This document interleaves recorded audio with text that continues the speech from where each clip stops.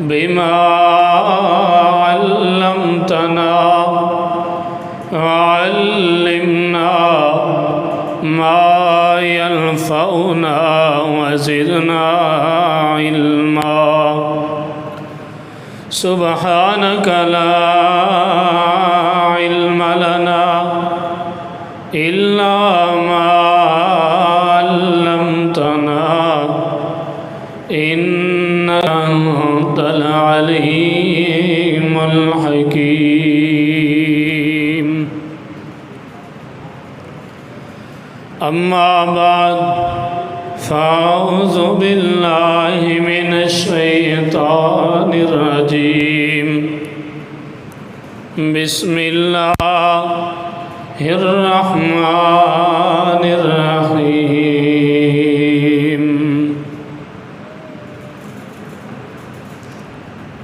إلا تنصروه فقد نصره الله إذ أخرجه الذين كفروا ثاني اثنين إذ هما في الغار إذ يقول لصاحبه لا تحزن إن الله معنا صدق اللہ العظیم۔ ہر قسم کی حمد و ثنا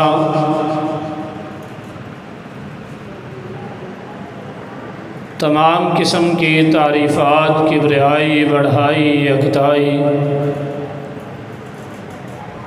اللہ رب العالمین کے لیے،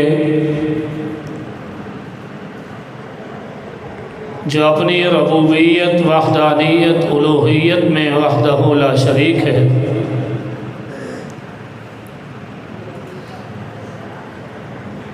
جو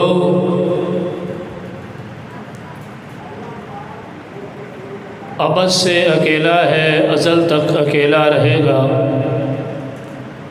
جس کی ذات اول سے آخر تک وحدہ لا شریک ہے، جو اللہ الصمد ہے، لم یلد ہے ولم یولد ہے، جو کفوا احد کی ذات ہے، اس اللہ کے لیے تمام قسم کی حمد اور تعریف اور بے شمار درود و سلام امام کائنات، حبیب کبریا، امام المرسلین، رحمت للعالمین، پیغمبر حضرت محمد رسول اللہ صلی اللہ علیہ وآلہ وسلم کی ذات اقدس، اطہر، اعلیٰ اور بالا کے لیے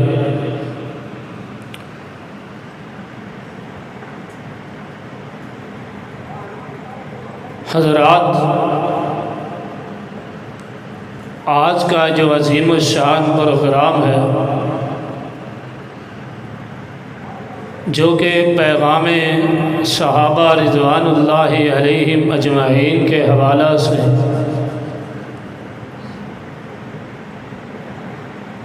عظیم الشان کانفرنس، جو آج رات نماز عشاء کے بعد منعقد ہے، اور آج کا یہ عظیم الشان خطبہ جمعۃ المبارک اسی کانفرنس کی پہلی نشست ہے۔ اصحاب پیغمبر میں ایک پھول کا تذکرہ کرنا چاہتا ہوں، جس طرح زمین پر پیدا ہونے والے پھولوں میں ہر ایک پھول اپنی خوشبو رکھتا ہے، اپنا ذائقہ رکھتا ہے، اور زمین کے پھولوں پر اللہ نے گلاب جیسے پھول کو اپنی ہی شہرت، عظمت اور خوشبو دی۔ اسی طریقہ سے آسمان پر سورج چمکتا ہے، اور سورج کے سب سے زیادہ قریب آسمان کا چاند، اور وہ چاند جو ستاروں میں بڑا ہے وہ اس لیے کہ وہ سورج کے زیادہ قریب، وہ سورج سے روشنی لیتا ہے، اور جب سورج کے ستاروں سے زیادہ قریب ہے تو پھر وہ سورج سے روشنی ہی زیادہ لیتا ہے۔ اس زیادہ روشنی کی وجہ سے اس چاند کی روشنی بھی رات کے اندھیرے میں ستاروں سے زیادہ ہے، اور اس کا نام بھی بڑا ہے، اس کا مقام بھی ستاروں میں بڑا ہے۔ اور ایک سورج وہ ہے، اس کا تذکرہ بھی اللہ نے قرآن مجید میں کیا۔ سورۃ النبأ 30واں پارہ فرمایا سراجم وہاجا، یہ آسمان کا سورج جو ستاروں اور چاند کو، زمین کو روشن کرنے کے باوجود شام کو غروب ہو جاتا ہے۔ اور ایک سورج وہ ہے جس کا تذکرہ اللہ نے اپنی کتاب میں اس طرح کیا ہے، فرمایا وَدَاعِيًا إِلَى اللَّهِ بِإِذْنِهِ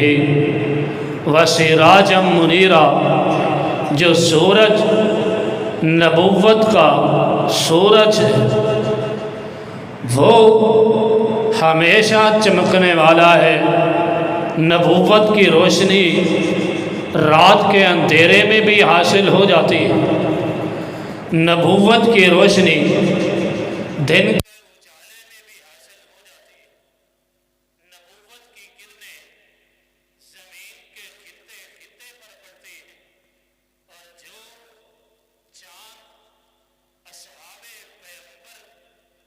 جو پیغمبر تھے، نبوت کے ستارے ہیں، ان میں سے ایک ستارہ چاند وہ ہے جو اس نبوت کے سورج کے قریب ہے۔ اسی طریقہ سے جس طرح چاند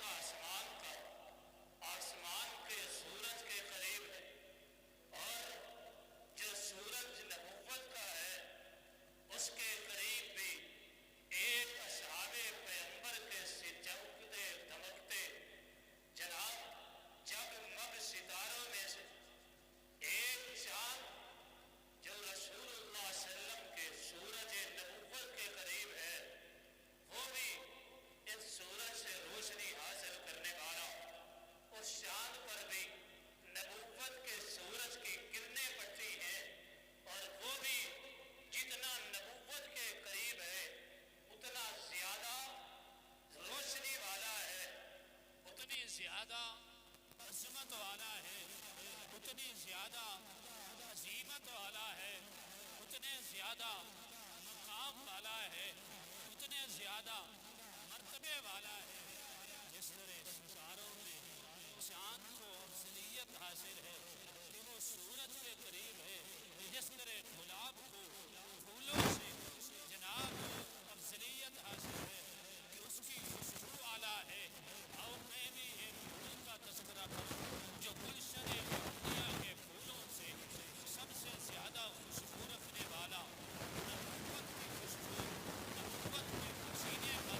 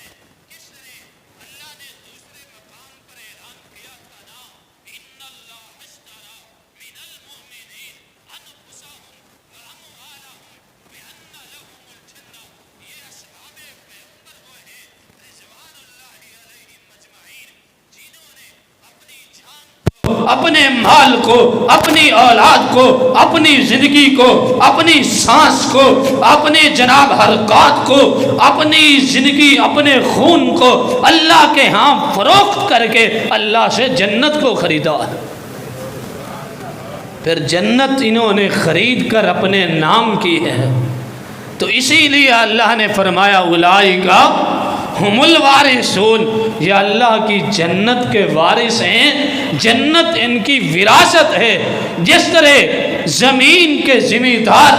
اپنی جائیداد کے وارث ہیں، جس طرح بیٹا اپنے باپ کی جائیداد کا وارث ہے، جس طرح پوتا اپنے دادے کی جائیداد کا وارث ہے، جس طرح جناب یہ اولاد اپنے آبا و اجداد کی وارث ہے، اللہ کی قسم ہے جو وراثت دنیا میں کوئی بڑے سے بڑا جاگیردار، بڑے سے بڑا شہرت یافتہ، بڑے سے بڑا طاقتور ان وارثوں سے نہیں خرید سکتا، نہیں جناب چھین سکتا۔ اسی طریقے اصحاب پیغمبر نے اپنا خون، اپنی گردن کا لہو، اپنی جان، اپنا مال، اپنی زندگی اسلام پر لٹا کر اللہ سے جنت کو خریدا ہے، تو اللہ نے جنت ان کے نام وراثت کر دی ہے۔ اب یہ جنت کے وارث ہیں، جنت ان کی وراثت ہے۔ فرمایا الذین یرثون الفردوس ہم فیہا خالدون، اصحاب پیغمبر اللہ کی جنت کے وارث ہیں، وہ ان کی وراثت ہے، یہ ہمیشہ جنت میں رہیں گے، اور جنت انہوں نے اللہ سے خریدی ہے۔ سارے صحابہ اللہ کی جنت کے وارث ہیں، ان سے کوئی جنت نہیں چھین سکتا۔ ہاں کسی کی زمین زیادہ زرخیز ہوتی ہے، اس کا پھل زیادہ ہوتا ہے، اس کی آمدن زیادہ ہوتی ہے، وہ زرخیز زیادہ ہوتی ہے، وہ فائدہ مند زیادہ ہوتی ہے، اس کی زمین اور اس کا مقام وہ دنیا میں، لوگوں میں، معاشرے میں بلند ہو جاتا ہے۔ آئیے ذرا یہ جنت کے پھول، یہ گلشن محمدیہ کے پھول، یہ سورج نبوت کے ستارے، یہ جنت کے وارث اصحاب پیغمبر رضوان اللہ علیہم مجمعین، میں ان میں سے صرف ایک ہستی کا تذکرہ کرنا چاہتا ہوں جو پھولوں میں گلاب کی حیثیت رکھتا ہے، جو ستاروں میں چاند کی حیثیت رکھتا ہے، جو سورج نبوت کے سب سے زیادہ قریب ہے، جس پر سورج کی کرنیں سب سے زیادہ پڑی ہیں، جو نبوت کی تعلیم سے سب سے زیادہ روشن ہے، سب سے زیادہ آراستہ ہے، جو علم میں سب سے زیادہ۔ اس کی ایک مثال پیش کروں، حدیث رسول ہے، حضرات میرے پیغمبر خطبہ ارشاد فرما رہے، آپ نے فرمایا زمین پر اللہ نے اپنے ایک بندے کو اختیار دیا ہے، وہ دنیا میں رہے یا رب کی رفاقت کو قبول کر لے، تو اس بندے نے اپنے رب کی رفاقت کو قبول کر لیا ہے۔ حضرات جناب اصحاب پیغمبر فرماتے ہیں، اس کے راوی جناب ابو درداء ہیں رضی اللہ تعالی عنہ، فرماتے ہیں ہم نے تعجب کیا، اس نبی پاک نے کسی بندے کا تذکرہ کیا ہے، جناب ابو بکر کی آنکھوں سے آنسو جاری ہو گئے، رونے لگ گئے، جناب پریشان ہو گئے، آپ کی پیشانی جھک گئی، سر کو جھکا لیا اور آنسو زمین پر گر رہے ہیں، آہیں سسکیاں بلند ہو رہی ہیں۔ اصحاب کی توجہ ہوئی، دیکھا، فرمایا اے صدیق رضی اللہ تعالی عنہ کیا ہوا؟ پیغمبر نے کسی ایک آدمی کی بات کی ہے کہ وہ اپنے اللہ کے پاس جانا چاہتا ہے، دنیا چھوڑنا چاہتا ہے، دنیا کی زندگی سے اس کا جی جو ہے مکمل ہو چکا ہے، وہ اس کا دل دنیا کی زندگی سے بھر چکا ہے، وہ اپنے رب کے پاس جانا چاہتا ہے۔ اے ابو بکر آپ کیوں رو رہے ہیں؟ واہ صدیق، تو جس طرح روشن کے جناب سورج نبوت کے زیادہ قریب ہے، تجھ پر روشنی زیادہ پڑی ہے، واقعی تیرا علم، تیری فقاہت، تیری سمجھ، تیری جناب دانائی، حکمت علم جو ہے اسی طرح زیادہ روشن ہے کیونکہ وہ سورج نبوت کے قریب ہے۔ فرمایا صحابہ پیغمبر، اے میرے پیارے دوستو ساتھیو، تمہیں معلوم نہیں زمین پر وہ کون شخص ہو سکتا ہے جس کو اللہ اختیار دے؟ وہ ایک میرا پیغمبر ہو سکتا ہے، وہ آمنہ کا لال ہو سکتا ہے، وہ مصطفیٰ ہو سکتا ہے، وہ ہمارا راہبر ہو سکتا ہے، وہ ہمارا رہنما ہو سکتا ہے، وہ خاتم النبیین پیغمبر ہو سکتے ہیں، وہ امام المرسلین پیغمبر ہو سکتے ہیں، وہ امام الانبیاء محمد رسول اللہ صلی اللہ علیہ وآلہ وسلم کی ذات ہی ہو سکتی ہے جس کو اللہ یہ اختیار، یہ شان،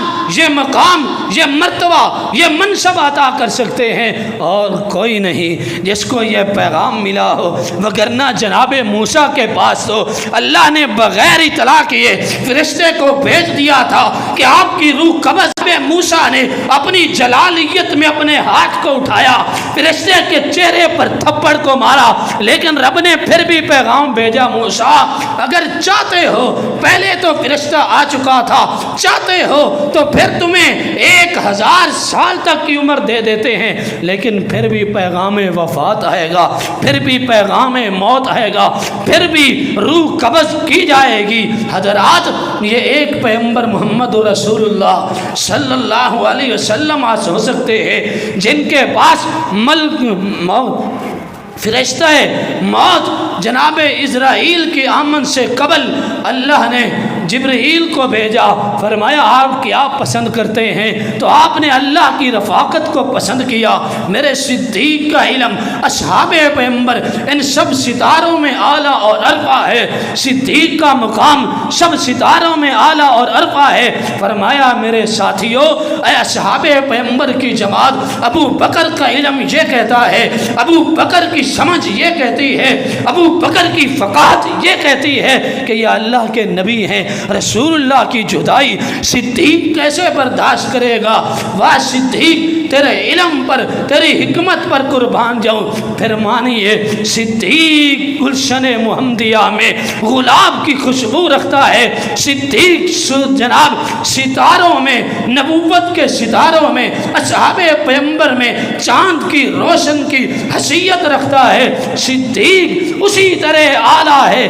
جس طرح ستاروں میں چاند بلند ہے، صدیق اسی طرح سب سے زیادہ علم والا ہے جس طرح پھولوں میں گلاب اول ہے۔ حضرات ذرا غور کیجئے، آئیے آگے بڑھیے۔ ایک دن ایسا ہوا، جناب برا بن عازب رضی اللہ تعالی عنہ پوچھتے ہیں،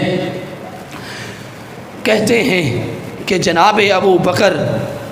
رضی اللہ تعالی عنہ نے میرے باپ سے ایک دن ایک سودا کیا، ایک پلان خریدا، اور بات چیت کے بعد فرمایا کہ یہ اب پلان میرا ہے، قیمت آپ نے لے لی ہے، اپنے بیٹے برا کو کہو اس کو اٹھا کر میرے گھر تک پہنچا دے۔ جناب بروا فرماتے ہیں میرے باپ نے عرض کی، اے ابو بکر اس وقت تک ہم اس پلان کو نہیں اپنائیں گے، پہنچائیں گے، اٹھائیں گے اس وقت تک جب آپ ایک بات ہمیں بتلا دیں۔ ہماری بڑی تڑپ ہے، بڑی آرزو ہے، آج آپ ہمارے پاس ہیں، موقع ملا ہے تو وہ دن تو بتلائیں جو دن آپ نے مکہ سے مدینہ تک رسول اللہ صلی اللہ علیہ وسلم کے ساتھ سفر ہجرت کیا ہے۔ وہ ماحول اور منظر کیسا تھا، وہ حالات کیسے تھے، وہ سفر کیسا تھا، جناب ابو بکر رضی اللہ تعالی عنہ نے بیان کیا۔ جناب برا رضی اللہ تعالی عنہ اس حدیث کے راوی ہیں، فرمایا صدیق نے کہا کہ محبوب کے ساتھ ہم جب گھر سے نکلے، دشمنان ہماری جان کے پیاسے تھے، دشمن بھی ہماری تلاش میں تھے، ہم نے سفر جاری کیا، رات کا دن کا ایک دن دوپہر کو ہم چل رہے تھے۔ جب دوپہر کا سورج اپنی گرمی کے عروج پر تھا تو جناب چٹیل میدان کا علاقہ میں نے دور دراز نظر دوڑائی، مجھے ایک چٹان نظر آئی، میں نے آگے بڑھ کر دیکھا چٹان کا کچھ سایہ ہے، میں نے محبوب کو بلایا، بستر بچھایا اور آپ نے پیغمبر کو آرام کرنے کے لیے کہا۔ محبوب جو ہیں اس چٹان کے سائے کے نیچے آرام فرما رہے ہیں۔ میرے ابو بکر کہتے ہیں میں پھر نکلا، دائیں دیکھا بائیں دیکھا، آگے بڑھا، کہیں سے کوئی لوگ نظر آ جائیں، کہیں سے کوئی آدمی نظر آ جائے، کچھ ضرورت کا سامان مل جائے، پیغمبر کی خدمت کر لوں۔ اور دوسری مجھے جناب علی پریشانی یہ تھی کہیں سے کوئی دشمن نہ آ جائے۔ میں نے چٹان چھوڑی، آگے بڑھ کر کبھی دائیں جاتا ہوں، کبھی بائیں جاتا ہوں، کبھی آگے کبھی پیچھے، کہ دور کی نظر دیکھوں دشمنان رسالت نہ آ رہے ہو، کہیں میرے پیغمبر کو تکلیف نہ ہو۔ فرمایا میں نے دیکھا ایک بکریوں کا چرواہا اپنی بکریوں کو ریوڑ کو ہانکتا ہوا اسی چٹان کی طرف آ رہا ہے، شاید کہ وہ بھی اسی چٹان کے سائے کی تلاش میں تھا۔ میں نے اسے آواز دی، بلایا، پکارا، پوچھا تم کون ہو؟ فرمایا میں مکے کے فلاں سردار کا چروایا ہوں، مجھے اس نے بکریاں دی ہیں۔ فرمایا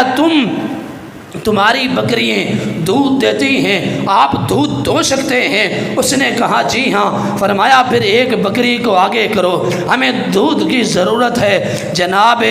اس چرواہا نے بکری کو پکڑا، بکری کے تھنوں پر ہاتھ پھیرا۔ میرے صدیق نے فرمایا دودھ محمد رسول اللہ صلی اللہ علیہ وآلہ وسلم نے نوش کرنا ہے، لہذا اپنے ہاتھوں کو جھاڑیے۔ اس چرواہا نے ہاتھوں کو جھاڑا۔ واہ صدیق اس چرواہوں کو ہاتھ جھاڑنے کی تلقین درس دیتی ہے۔ ابو بکر کو پیغمبر اتنا پیارا ہے، اتنا جناب عزیز ہے کہ ایک چرواہے کو بھی جناب صدیق ہاتھ جھاڑنے کا حکم دے رہے ہیں، اس لیے کہ پیغمبر کا حسن، پیغمبر کی حکمت، پیغمبر کی نزاکت، آپ کی عظمت، سیرت، آپ کا وقار،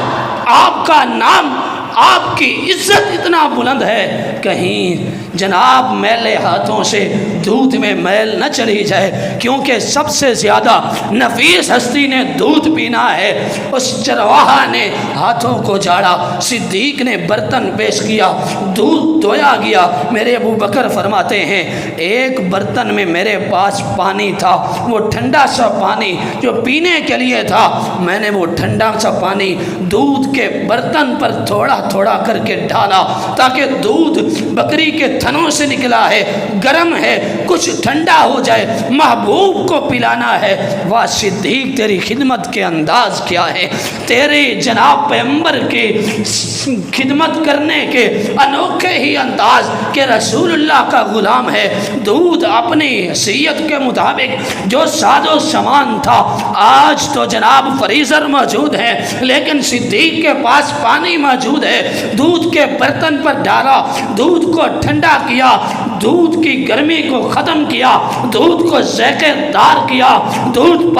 پینے کے قابل کیا۔ صدیق نے دودھ کا برتن پکڑا، فرمایا اے حاجب وہ سفر ایسا ہی تھا، میں دودھ لے کر پیغمبر کی خدمت میں پہنچا، آپ بھی بیدار ہو چکے تھے، تھکاوٹ اتر چکی تھی، آپ آرام فرما چکے تھے، آپ کی تھکاوٹ اتر چکی تھی۔ فرمایا میں نے جا کر عرض کی اللہ کے حبیب یہ دودھ نوش کر لیجئے، یہ خدمت قبول کر لیجئے۔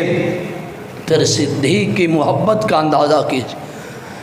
حدیث کے الفاظ ہیں، ایک ایک لفظ قیمتی ہے، ابو بکر کی صداقت کو ظاہر کرتا ہے، ابو بکر کی محبت کو ظاہر کرتا ہے، پیغمبر کے ساتھ کو ظاہر کرتا ہے رضی اللہ تعالی عنہ۔ فرماتے کیا ہیں پیغمبر نے پھر دودھ پیا، اتنا سیر ہو کر پیا کہ ابو بکر کا سینہ ٹھنڈا ہو جاتا ہے، صدیق کا دل راضی ہو جاتا ہے، ابو بکر کو سکون پہنچتا ہے کہ پیغمبر نے دودھ پی لیا ہے، پیغمبر کی بھوک دور ہو چکی ہے، آپ کی پیاس دور ہو چکی ہے۔ جب پیغمبر کی بھوک دور ہو چکی ہے تو صدیق خوش ہو جاتا ہے کہ ابو بکر تجھ پر اللہ راضی ہو، تو نے رسول اللہ صلی اللہ علیہ وسلم کی خدمت کر لی ہے۔ ابو بکر پیغمبر کے سکون پر راضی ہوتا ہے، ابو بکر اپنے پیغمبر کی عزت کرنے پر خوش ہوتا ہے رضی اللہ تعالی عنہ۔ حضرات پھر یہی سفر فرمایا 3 دن 3 راتیں جاری رہا، آخر ہم مدینہ جا پہنچے۔ یہ ہجرت کی حدیث بہت بڑے بڑے سبق دیتی ہے۔ حضرات جب آپ غار ثور میں تھے، آپ غار میں موجود، پیغمبر آپ کی گود میں آرام کر رہے، دشمنان پیغمبر غار کے دروازے پر منہ پر جا پہنچے۔ صدیق نے آنکھ اٹھائی، دشمنان اسلام کے قدم ابو بکر کو نظر آئے، فرمایا محبوب مجھے فکر ہے آپ کی، اگر دشمن نظریں جھکا کر نیچے دیکھ لیں تو ہم ان کو نظر آ جائیں گے۔ حضرات یہاں پر کوئی یہ نہ کہے کہ ابو بکر کو اپنی جان کی فکر لگی ہے، ابو بکر اپنی جان کا خوف کھا رہے ہیں۔ عربی کی عبارت کو پڑھ لیجئے، معنوں کو پڑھ لیجئے، جب کوئی شخص اپنی جان کی فکر کرتا ہے تو اس کے لیے لفظ خوف استعمال ہوتا ہے، انی اخاف اللہ، بے شک مجھے اللہ سے ڈر لگتا ہے۔ لیکن جب دوسرے کا غم ہو، دوسرے کا خوف ہو، دوسرے کے نقصان کی فکر ہو تو پھر پڑھیے جناب موسیٰ کی ماں جب آپ کو دریا میں ڈال رہی تھی تو اللہ تبارک و تعالیٰ ارشاد فرما رہے تھے موسیٰ کی ماں غم نہ کرنا۔ اس وقت بھی اللہ نے لا تحزن کے لفظ استعمال کیے ہیں، انا رادوہ الیک، موسیٰ کی جان کی فکر تھی موسیٰ کو کہ میرا بیٹا دریا کے حوالے ہے، زندہ واپس لوٹے گا کہ نہیں، اپنی فکر نہیں تھی۔ اللہ نے وہاں پر بھی تحزن کے لفظ استعمال کیے ہیں۔ آج صدیق کو خوف ہے، اپنا نہیں، کیونکہ لفظ خوف استعمال نہیں ہوا، لفظ تحزن استعمال ہوا ہے۔ صدیق کو یہ خطرہ ہے کہ میرے محبوب کو فکر نہ ہو، آپ کو پریشانی نہ ہو، لوگ آپ کی جان کے پیاسے ہیں، میری جان تو جانی جانی ہے، میری زندگی تو ہے بھی پیغمبر پر قربان ہونے کے لیے، میرا خون تو رسالت پر پہلے ہی قربان ہے، موت آ جائے یا کل آئے صدیق تو حضور پر قربان ہے۔ لیکن آج صدیق کو غم ہے رسول اللہ صلی اللہ علیہ وسلم کی ذات کا۔ تو اللہ نے جبریل کو بھیجا، فرمایا ابو بکر کو کہو لا تحزن ان اللہ معنا، صدیق غم نہیں کرنا، اللہ تمہارے ساتھ ہے، تمہارے رسول کے ساتھ ہے، نہ تمہیں کوئی خوف ہوگا، نہ تمہیں تمہارے پیغمبر کا کوئی غم کرنے کی ضرورت ہے، اللہ کا ساتھ ہے، کبھی بھی دشمن کی نظر نیچے نہیں آ سکتی۔ پھر یہی سفر جاری تھا، آپ صحرا میں چل رہے ہیں، جناب ابو بکر، حضرات ذرا غور کیجئے، اس آیت پر ایک نقطہ اور دینا چاہتا ہوں، اس آیت پر ایک نقطہ اور دینا چاہتا ہوں۔ قرآن مجید کی یہ آیت پڑھی ہے حضرات، وَإِذْ يَمْكُرُ بِكَ الَّذِينَ كَفَرُوا لِيُثْبِتُوكَ أَوْ يَقْتُلُوكَ أَوْ يُخْرِجُوكَ وَيَمْكُرُونَ، فرمایا ہے میرے محبوب یہ قریشان مکہ، یہ سردار ابو جہل اور اس کی کمپنی، یہ آپ کے خلاف ایک بڑا پروگرام بنا رہے ہیں۔ ابو جہل نے ایک اجلاس بلایا اور اس اجلاس میں یہ ایجنڈا رکھا کہ ہر قبیلے کا ایک فرد وہ مجھے دیا جائے اور سارے افراد مل کر رسول اللہ صلی اللہ علیہ وسلم کو قتل کریں گے تاکہ کسی ایک پر قتل کا مقدمہ نہ بن سکے۔ ادھر ابو جہل اور اس کے سردار اپنے پروگرام کو تیار کر رہے تھے، وہ اپنا پروگرام بنا رہے تھے، وہ پروگرام بھی اللہ نے ذکر کیا ہے لیثبتوک، اے میرے محبوب ان کا پروگرام یہ تھا کہ آپ کو سولی چڑھا دیا جائے، نعوذ باللہ، او یقتلوک، یا آپ کو قتل کر دیا جائے، او یخرجوک، یا آپ کو مکہ سے نکال دیا جائے۔ اور وَيَمْكُرُونَ وہ اپنی تدبیریں اپنے پروگرام بنا رہے تھے، وَيَمْكُرُ اللَّهُ اور تیرا رب جو ہے ان کے خلاف اپنا پروگرام بنا رہا تھا۔ یہ قریشان مکہ کا پروگرام تھا کہ پیغمبر کو قتل کرنا ہے، نعوذ باللہ، آپ کی جان کے خلاف، آپ کے خون کے پیاسے یہ پروگرام بنا رہے تھے۔ لیکن سنو، آپ کی جان کو ختم کرنے کے لیے ہر قبیلہ ایک فرد پیش کر رہا تھا۔ وہ یہ پروگرام بنا رہے تھے کہ رسول اللہ کے خاتمے کے لیے نعوذ باللہ ہر قبیلہ سے ایک فرد آئے گا، کافی لوگ بنیں گے۔ لیکن اللہ کا پروگرام کیا تھا؟ فرمایا محبوب، رب بھی پروگرام بنا رہا ہے کہ واللہ یعصمک من الناس، اللہ تجھ کو ان سے بچائے گا۔ وہ پروگرام کیا ہے؟ فرمایا اللہ ایک آدمی کا انتخاب کرے گا، ایک فرد کا انتخاب کرے گا، ایک ہستی کا انتخاب کرے گا، ایک وفادار کا انتخاب کرے گا، ایک جان باز کا انتخاب کرے گا، ایک آپ کے پیارے کا انتخاب کرے گا، جو اپنی جان، اپنے مال، اپنی زندگی کو داؤ پر لگا دے گا، اپنا لہو تو پیش کر دے گا، اپنی اولاد تو قربان کر دے گا، لیکن تیری حفاظت کے لیے یہ دشمن، تیرے مخالف ہر آدمی تیار ہے۔ کتنے لوگ مل کر تجھے قتل کرنے کا ارادہ بنائیں گے، لیکن اللہ نے صرف ایک آدمی تیار کیا ہے جو اکیلا نبوت کی حفاظت کرے گا، جو اکیلا رسالت کا تحفظ کرے گا، جو اکیلا ختم نبوت کی چوکھٹ پر پہرا دے گا، جو اکیلا مکہ سے رسول اللہ کو لے کر مدینہ تک جائے گا، دائیں بھی حفاظت کرے گا، بائیں بھی حفاظت کرے گا، آگے کا بھی محافظ، پیچھے کا بھی محافظ، وہ ایک ابو بکر ہے رضی اللہ تعالیٰ۔ واہ صدیق تو کتنا وفادار ہے۔ اللہ نے ایک آدمی کا انتخاب کیا، فرمایا پھر میرا پروگرام بھی دیکھیے، میں اس کو منتخب کروں گا جو سب سے زیادہ رسول اللہ کا وفادار ہوگا، جو سب سے زیادہ پیغمبر کا جانثار ہوگا، جو سب سے زیادہ پیغمبر سے محبت کرنے والا ہوگا، آپ کی حفاظت کرنے والا ہوگا، جو اپنی جان کو ترجیح نہیں دے گا، رسالت کو ترجیح دے گا۔ یہی رسالت کی ترجیح تھی جب صدیق کہہ رہے تھے حضور دشمن غار کے منہ پر پہنچ رہا ہے، مجھے رسالت کا خوف ہے، رسالت کا غم ہے، تو اللہ نے فرمایا صدیق اللہ نے تجھے پیغمبر کا ساتھی منتخب کیا ہے، اب تیری مدد آسمان کا رب کرے گا، جو تو رسالت کے جناب انتخاب کے لیے، رسالت کی حفاظت کے لیے نکلا ہے، تو اللہ تیرے ساتھ ہے، اب تمہیں کسی قسم کی فکر نہیں، تجھے کوئی بھی نقصان نہیں دے سکے۔ حضرات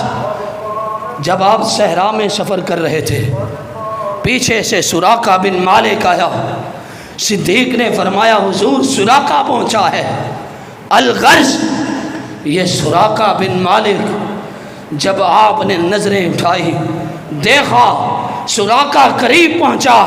ابھی تک یہ مسلمان نہیں ہوئے تھے، وگرنہ یہ وہی سراقہ بن مالک ہیں جس کو پیغمبر نے فرمایا تھا سراقہ اسی وقت یہ ہماری امان ہے تجھے۔ جب یہ واپس پلٹنے لگا، یہ تو پکڑنے کے لیے آیا تھا، جب اس کے گھوڑے کے پاؤں زمین میں گئے، گھٹنوں تک دنسا، ایک بار، دو بار، تین بار، تو سراقہ کہتا ہے حضور میں آپ کو اللہ کی قسم دے کر کہتا ہوں، میں آپ کا راز، آپ کی خبر کسی کو نہیں دوں گا، مجھے امان دی جائے کہ مجھے کوئی نقصان نہ ہو، سراقہ آپ کا غلام بن جائے گا۔ تو میرے پیغمبر نے پھر امان دی تو کیا کہا؟ فرمایا سراقہ جاؤ، تجھے ہماری بھی امانت ہے، ہم بھی تجھے امان دیتے ہیں، اور خوشخبری یہ ہے سراقہ تجھے اس دن تک موت نہیں آئے گی۔ آج تو پیغمبر کو مکہ والوں نے ایک بستی مکہ سے نکال دیا ہے، وہاں تک بھی اسلام کے جھنڈے ہیں، بیر اسلام نہیں پھیلا، لیکن آج مکہ سے نکلنے والا پیغمبر جو مجبور ہو کر ہجرت پر مدینہ جا رہا ہے، لیکن اس پیغمبر کی بشارت سن لو، سراقہ ایک دن آئے گا، اللہ میرے دین کو، میری نبوت کو، اسلام کو اتنا پھیلائے گا، آج تو مکہ والوں نے ہمیں نکال دیا ہے، لیکن وقت آئے گا ہم کیس و کسریٰ کو بھی فتح کریں گے، اسلام کے پرچم کیسر و کسریٰ کی سلطنتوں پر گاڑ دیے جائیں گے۔ سراقہ سن لے پھر ہماری زبان سے خوشخبری، اس دن تک تجھے موت نہیں آئے گی جب تک کہ کیسر و کسریٰ کی بادشاہی کے کنگن سراقہ کی کلائیوں میں نہیں آ جاتے ہیں۔ یہ وہ سراقہ بن مالک ہے رضی اللہ تعالی عنہ، اس نے امان لی تو واپس چلا گیا۔ الغرض صدیق و نبی جب مدینہ میں پہنچے تو مدینے والے یہ پہچان نہ کر سکے کہ ابو بکر کون ہے، محمد رسول اللہ کون ہے۔ پھر صدیق نے اپنی چادر اٹھائی، حضور کے سر پر سایہ کیا، احترام دیا تاکہ اہل مدینہ کو پتہ چلے کہ سرتاج الانبیاء کون ہے صلی اللہ علیہ وسلم۔ صدیق وہ ہے۔ حضرات آگے بڑھیے، ابو بکر کون ہے؟ میرے پیغمبر نے ارشاد فرمایا جنت کے 8 دروازے، اور ہر ایک آدمی جنت کے اس دروازے سے گزرے گا جو کسی عمل میں تیز ہوگا۔ جو جہاد میں سب سے آگے ہے وہ باب الجہاد سے جنت میں جائے، جو نمازیں نوافل میں، جناب تسبیحات میں سب سے آگے ہے وہ صلاۃ، باب الصلاۃ سے جنت میں داخل ہو جائے۔ جو روزے رکھنے میں، نفلی فرائض روزے رکھنے میں سب سے زیادہ شوق رکھتا ہے، سب سے زیادہ عمل کرتا ہے، وہ باب الریان یا باب الصیام سے جنت میں داخل ہوگا۔ جو زکوٰۃ میں، صدقات میں، خیرات میں سب سے زیادہ تیز ہے وہ باب الصدقہ سے جنت میں داخل ہوگا۔ اسی طرح جنت کے 8 دروازے، آپ کے اصحاب موجود ہیں۔ صدیق نے فرمایا حضور کوئی ایسا بھی آپ کا امتی ہے جس کو جنت کا ہر دروازہ آواز دے کہ میرے اندر سے داخل ہو جاؤں؟ اور وہ شخص ہی ہو سکتا ہے جو ہر عمل میں سب سے آگے ہو تاکہ جنت کا ہر دروازہ اس کو آواز دے، کیونکہ شرط یہ ہے جو جس عمل میں تیز ہوگا اس دروازے سے جنت میں جائے گا۔ اور میرے پیغمبر نے کیا ارشاد فرمایا، ابو بکر میں اللہ کا نبی کہہ رہا ہوں، مجھے امید ہے میری امت کا ابو بکر ہی ہوگا جس کو جنت کا ہر دروازہ آواز دے گا رضی اللہ تعالی۔ عمل میں تیز ہے، اگر سمجھ نہیں آئی تو ہر عمل میں صدیق پہلے نمبر پر۔ ایک حدیث ذکر کر دوں، رسول اللہ صلی اللہ علیہ وسلم مسجد نبوی میں تشریف فرما، اچانک سوال کر دیا، صحابہ پیغمبر بھی موجود، فرمایا کون ہے جو آج کے دن ہی کسی بیمار آدمی کی تیمارداری کر کے آیا ہو؟ آپ سب میں سے کون ہے؟ دیکھیے ابو بکر ہر عمل میں کتنے تیز ہیں، کتنے آگے ہیں، سب سے پہلے نمبر پر ہے۔ صدیق کھڑے ہوئے فرمایا حضور آپ کا غلام ایک بیمار آدمی کے پاس سے ہو کر آیا ہے۔ میرے پیغمبر نے فرمایا وہ کون ہے جس نے آج ایک ہی دن میں بیمار کی تیمارداری کے بعد یتیم کو بھی کھانا کھلایا ہو؟ صدیق کھڑے ہوئے فرمایا حضور میں آج ہی بیمار آدمی کی تیمارداری بھی کر کے آیا ہوں، یتیم کو کھانا بھی کھلا کے آیا ہوں۔ فرمایا وہ کون ہے جس نے آج ہی روزہ رکھا ہو؟ ابو بکر کھڑے ہوئے فرمایا حضور ابو بکر روزے سے ہے رضی اللہ تعالی عنہ۔ پھر میرے پیغمبر نے فرمایا وہ کون جو آج کے دن ہی تیمارداری بھی، یتیم کا کھانا بھی،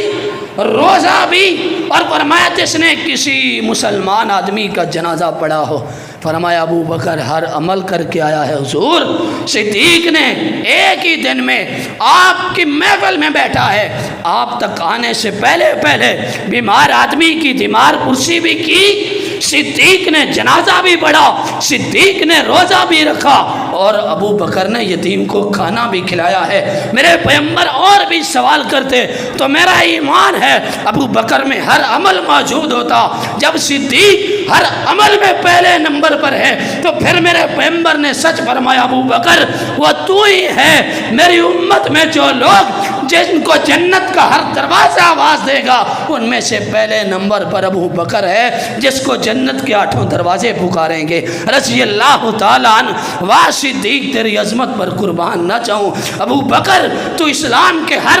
کام میں پہلے نمبر پر ہیں۔ اسی لیے تو غزوہ تبوک کے موقع پر آپ کو سب علم ہے لیکن میں نشاندہی کرنا چاہتا ہوں، ابو بکر کا ایمان پہلے درجے کا ہے، ابو بکر کا اسلام پہلے درجے کا ہے، صدیق پیغمبر کا پہلا وفادار ہے۔ غور کیجئے صدیق نے جب گھر کا مال اٹھایا کوئی کچھ لے کر آیا کوئی کچھ لے کر آیا، جناب عمر اسی تڑپ میں تھے آج ابو بکر سے آگے بڑھیں گے لیکن نہ بڑھ سکے۔ عمر نے اقرار کر لیا ابو بکر، آج عمر کہتا ہے آج کے بعد تجھ سے کوئی آگے نہیں بڑھ سکے گا۔ رضی اللہ تعالیٰ عنہ۔ صدیق تو گھر کی دیواروں پر ہاتھ پھیر رہے، کوئی سوئی گھر میں نہ رہے جو پیغمبر کی خدمت پر قربان نہ کر جاؤں۔ اور تاریخ دمشق میں غالباً لکھا ہے ایک دن ایسا بھی آیا جب پیغمبر نے خرچ کرنے کے لیے کہا، ابو بکر نے اپنے جسم کے کپڑے اتارے، لباس اتارا اور اپنے جسم پر ایک پھٹا ہوا کپڑا، دری، ٹاٹ، اپنی زبان میں جو کہیں وہ لپیٹا، اپنے جسم کو چھپایا اور اپنا لباس بازار میں فروخت کر دیا تاکہ رسول اللہ صلی اللہ علیہ وسلم پر صدیق اپنا تن من دھن قربان کرتے۔ واہ ابو بکر تیری عظمت کے کیا کہنے ہیں رضی اللہ تعالیٰ عنہ۔ یہ وہ ابو بکر ہے رضی اللہ تعالیٰ عنہ۔ آئیے ذرا وقت اختتام پر ہے، میں آپ کو کوئی پیغام دے جاؤں، چند لمحات لیٹ کے معذرت خواہ ہوں، لیکن وہ ابو بکر ہے۔ ایک دن جناب رسول اللہ صلی اللہ علیہ وسلم اسی طرح مسجد نبوی میں تشریف فرمائے، میرے پیغمبر نے فرمایا، جناب ابو سعید خدری بیان کرتے ہیں رضی اللہ تعالیٰ، دیکھا جناب ابو بکر آئے، اپنے کپڑے کے پلو کو پکڑا ہوا اور اپنے گھٹنے سے کپڑا اٹھایا ہوا تیزی کے ساتھ چلتے ہوئے آ رہے ہیں۔ پیغمبر کا وفادار تھا، ساتھی تھا، اسی لیے تو رسول اللہ ابو بکر کی ادا کو بھی پہچانتے تھے۔ میرے پیغمبر نے فرمایا صحابہ تمہارا ساتھی لگتا ہے آج کسی سے ناراض ہو کر جھگڑ کر آ رہا ہے۔ ابو بکر کا انداز ہی بتا رہا ہے، چال ہی بتا رہا ہے۔ حضرات ابو بکر آئے پیغمبر کے پاس، فرمایا ابو بکر خیریت ہے؟ فرمایا ہاں حضور خیریت ہے، کسی بات پر جناب عمر ابن خطاب سے میرا جھگڑا ہوا، بحث ہوئی، بات چلی، میں نے جلدی میں تلخی میں جناب عمر کو چند جملے جو ہیں سخت کہہ دیے ہیں، میں نے عمر کو تکلیف دی ہے رضوان اللہ علیہ مجمعین، تو جناب عمر مجھ پر ناراض ہیں، میں نے پھر معذرت چاہی، جناب عمر نے مجھے معاف نہیں کیا تو میں آپ کی خدمت میں آیا۔ فرمایا ابو بکر اللہ آپ کو معاف کرے۔ 3 بار پیغمبر نے فرمایا بیٹھ جاؤ میرے قریب۔ جناب صدیق حضور کے سامنے بیٹھے ہیں، تھوڑی دیر گزری، پیچھے جناب عمر کہتے ہیں مجھے چند لمحوں کے بعد بڑی ندامت ہوئی، عمر تو نے کس کو معاف نہیں کیا، تو نے کیا کیا ہے؟ حضرات جناب عمر اٹھے، صدیق کے گھر پر دستک دی،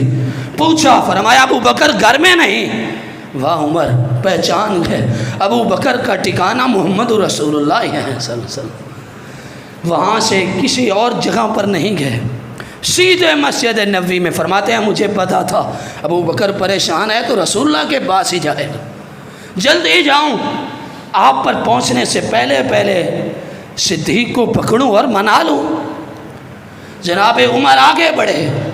جب پہنچے تو صدیق حضور کی خدمت میں پہنچ چکے تھے۔ یہ صحیح البخاری کی حدیث عرض کر رہا ہوں۔ جناب عمر آئے، میرے پیغمبر نے فرمایا عمر تم جانتے ہو اس وقت کو جب میں نے نبوت کا اعلان کیا تھا تم سب کے سب انکار کرتے تھے، ایک ابو بکر ہی تھا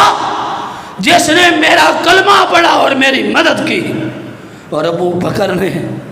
اپنے مال اور اپنی صحبت صحابیت کے ذریعے، حدیث کے الفاظ ہیں، پیغمبر نے فرمایا ابو بکر نے اپنی صحبت کے ذریعے،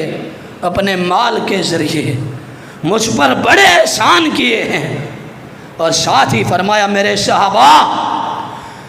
مسجد نبوی کی طرف جتنے دروازے کھلتے ہیں سب کے سب بند کر دینا سوائے ابو بکر کے دروازے کے، کیونکہ ابو بکر کے رسالت مآب پر احسان ہی بڑے ہیں رضی اللہ تعالی عنہ۔ اور ایک حدیث کے الفاظ ہے کہ صدیق کے اسلام پر اتنے احسانات ہیں، صدیق محسن اسلام ہے، قیامت کے دن اللہ ابو بکر کو جنت الاٹ فرما کر ابو بکر کے احسانات کے بدلے دے گا۔ حضرات ذرا غور کیجیے، میرے پیغمبر نے فرمایا تم ابو بکر سے ناراض ہوتے ہو؟ آج میں اللہ کا نبی کہہ رہا ہوں کہ ابو بکر کو آج کے بعد کوئی تکلیف نہ دے۔ حضرات دوسری حدیث کے الفاظ ہیں، میرے پیغمبر نے جب دیکھا کہ عمر آئے ہیں، جناب عمر سامنے سے آئے تو پیغمبر نے چہرہ پھیرا، جناب عمر دائیں طرف سے آئے تو پیغمبر نے چہرہ پھیرا، بائیں طرف سے آئے تو جناب پیغمبر نے چہرہ پھیرا۔ فرمایا جو میرے صدیق کو تکلیف دے میرے پیغمبر سکون میں رہیں، ایسا نہیں ہو سکتا۔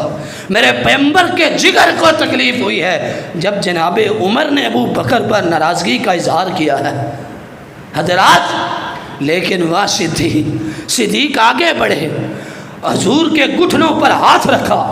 عرض کی یا رسول اللہ صلی اللہ علیہ وسلم جرم تو میرا ہے، قصور تو میرا ہے، خطا تو میری ہے، میں نے عمر سے زیادتی کی ہے، عمر کو سخت جملے کہے ہیں، عمر کو تکلیف دی ہے، حضور عمر کو کچھ نہ کہیے گا۔ فرمایا صدیق اب خاموش ہو جاؤ، رسول جانتا ہے ابو بکر کا احترام کیا ہے۔ فرمایا جرم کے باوجود عمر آج کے بعد ابو بکر کو تکلیف نہ دینا، وگرنہ محمد رسول اللہ صلی اللہ علیہ وسلم کی ذات ناراض ہو جائے گی۔ حضرات دیکھیے ذرا، یہ صدیق ہے رضی اللہ تعالی عنہ کہ میرے پیغمبر نے فرمایا ابو بکر جب تم سارے کے سارے انکاری تھے تو وہ ابو بکر تھا جو سب سے پہلے میرا کلمہ پڑھنے والا اور میری مدد کرنے والا تھا، تو پھر یہ بات سچ ہے۔ حضرات میرے پیغمبر نے خود فرمایا جب سارے کے سارے نبوت کے انکاری تھے تو نبوت پر ایمان لانے والا جو ایک اکیلا تھا، جو سب سے پہلے ایمان لانے والے تھا، اسے ابو بکر کہتے ہیں۔ جب سب کے سب پیغمبر کے دشمن تھے، جو دوست تھا اسے ابو بکر ہی کہتے ہیں۔ ہاں جب سب کے سب پیغمبر کے خون کے پیاسے تھے، جو رسول اللہ کا صحابی تھا وہ ابو بکر ہی تھا۔ ہاں پھر میں کہہ رہا ہوں جس وقت سارا مکہ رسول اللہ صلی اللہ علیہ وسلم کے خون کا پیاسا تھا، جو نبوت کا محافظ تھا اسے ابو بکر کہتے ہیں۔ جب کسی نے کلمہ نہیں پڑھا تھا، جس نے سب سے پہلے کلمہ رسالت پڑھا اسے ابو بکر کہتے ہیں۔ جب کوئی بھی پیغمبر کا ساتھی نہیں تھا، جو اکیلا ساتھی بنا وہ ابو بکر ہے۔ جب کوئی بھی ایمان نہیں لایا تھا، جو اکیلے ایمان لایا وہ ابو بکر ہے۔ جب کوئی بھی نبوت کے قریب نہیں تھا، جو سب سے پہلے سب سے زیادہ رسالت کے سائے میں تھا اسے ابو بکر کہتے ہیں۔ ہاں جب ہجرت کی رات تھی،